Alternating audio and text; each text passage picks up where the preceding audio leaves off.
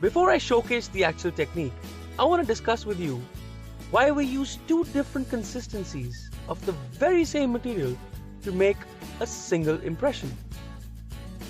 Well, apart from other things, we want the impression to be accurate as well as dimensionally stable. Accuracy is the ability of the material to pick up the finer details, the margins, etc. And the accuracy improves as the flow of the material is increased.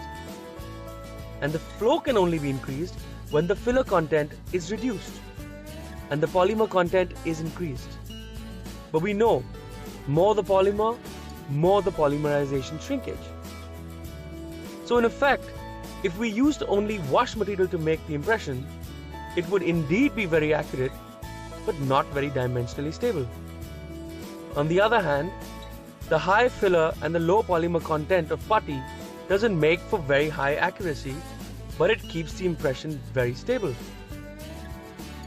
So by combining these two consistencies of the very same material, we in a way get the best of both worlds, where a small amount of wash material provides for the accuracy and the bulk of the impression is the putty, which makes the entire impression dimensionally stable. This so-called putty wash is commonly done in two ways. Here, I'm showing you the one-stage technique. To see the two-stage version, click on the link in the description. So the first step, of course, is to select an appropriate tray. Here, I'm using a stock perforated metal tray. Next, we measure out the putty. A convenient way to prevent over or underloading is to take either the base or the catalyst and place it in the tray like so, filling exactly half of the tray. Remember that the single stage putty wash is at the bare minimum of four-handed technique, which means you'll be needing some assistance. While the operator isolates and removes the retraction cord, the assistant is mixing the putty and loading the tray. Use a microtip attached auto mix light body gun. Apply uniform and constant pressure to create an uninterrupted flow of material around the preparation. Don't lift the tip to prevent air entrapment. It's called the single stage because the putty and the light body are mixed simultaneously and they set together as one stage in the mouth.